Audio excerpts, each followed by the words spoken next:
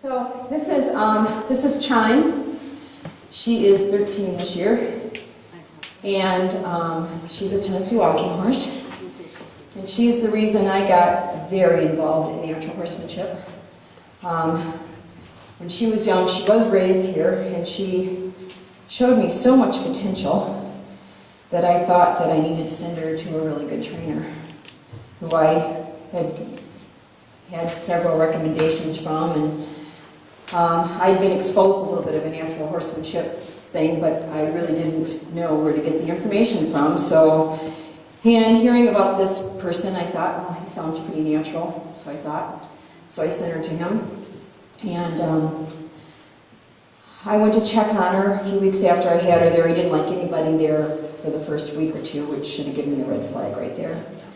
And I went to check on her, and he acted so proud. I walked into the barn, and she was in a stall, and the first thing he did was walk towards her stall, and she flew to the back corner, and he goes, oh, I make all my horses do that when I come in with feed. And right there I'm thinking, she never was a problem around feed before, so what's this all about? So anyway, I got her out and started riding her, and she looked so scared. And I said, I will be back with my trailer tomorrow. I'm taking her home. But I took home a very damaged horse. She was frightened about everything, where she had been pretty curious about things. Her curiosity was gone. She didn't trust anybody. She was explosive, scared of things, just a wreck. And I knew I had to get some different answers, because this was way beyond what I, at the time, thought I had the knowledge to fix. So, I had, when I was very young, I saw my instructor one day when I went into the barn and couldn't find him, and peeked in a door. He was riding a horse bridleless, and so at a very young age I got a taste of that there was something way cool out there that there was to be had, but where was it? So as an adult, before this all happened with her, I went down to Indiana and went to a David Litchman clinic, and he was just starting to get involved like in the natural horsemanship parley world. And so I learned some things there, but it was just a flavor, kind of like what you guys are going to get here today. It's going to be a flavor, and so my hope is that with this flavor, it will encourage you to, get more education in this form of relationship with a horse. So anyway, so here she was, pretty much wrecked, and I went to a SAVIC tour, and I went, okay, there is real information out there available. And I had been studying some John Lyons, which he's got a lot of good things. I've studied Clinton Anderson, I've been with independent horsemen, but I really search out now natural type of horse people. And through the natural horsemanship, our relationship started changing, and she started getting more confident, and she started offering things to me that I didn't think were available.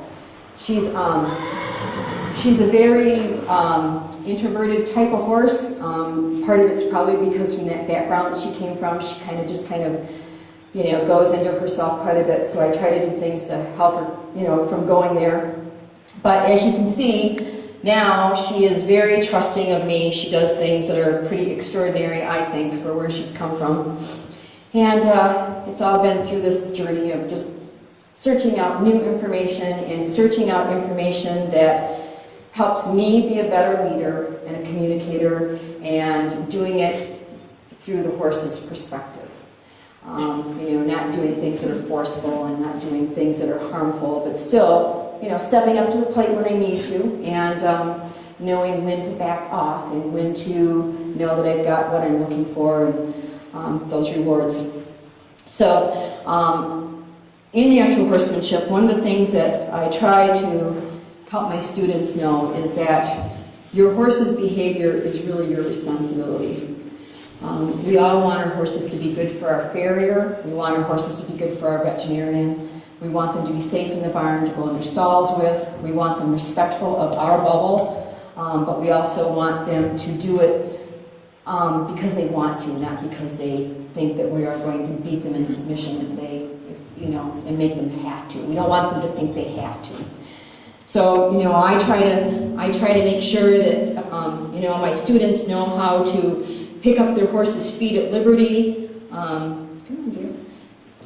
and handle their feet on a regular basis. So when your farrier comes, this is not foreign stuff to them, that they can, give to this pressure easily and comfortably and not out of fear, but just because they know it's going to be okay. This one here. Here we go. Good. For your veterinarian, you want to make sure that they're comfortable with you fooling around under their tail and that they'll lift their tail. If you have to have a temperature done, you want them to be comfortable with this whole process before the vet's coming and something's going wrong and they go to do a temperature and the horse is trying to kick them or wiggle around, and because they have no trust. The only reason horses do the things they do is because they're mistrustful of what we're going to do to them. And sometimes that trust comes through in a bully type of horse, or sometimes it comes through in a fearful type of horse. So we just have to understand where our horse's point of view is and help them out.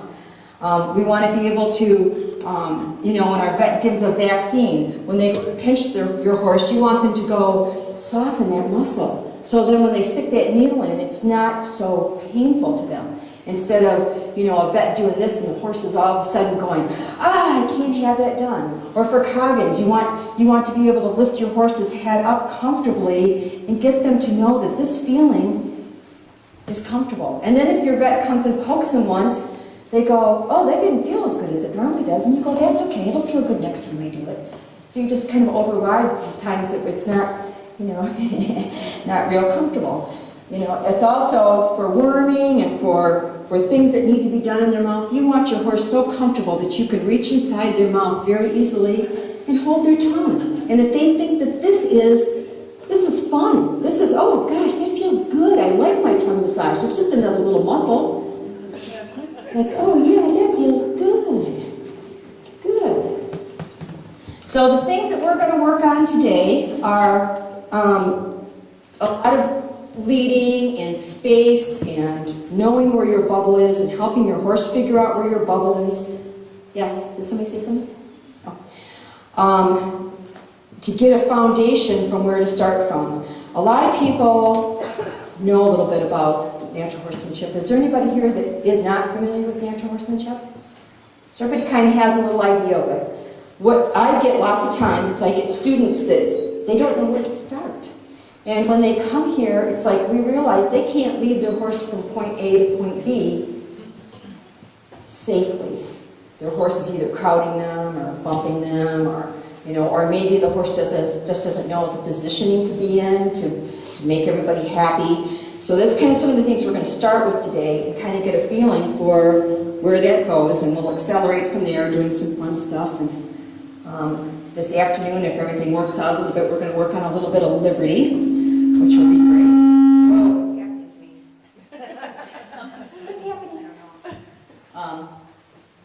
So we'll work on that. But with horses, what we want to have happen, I think I went off, is we want them to get to a point to where they have no opposition for the things that we are asking them to do. We want them to learn to follow a feel and be confident about it, to where at some point,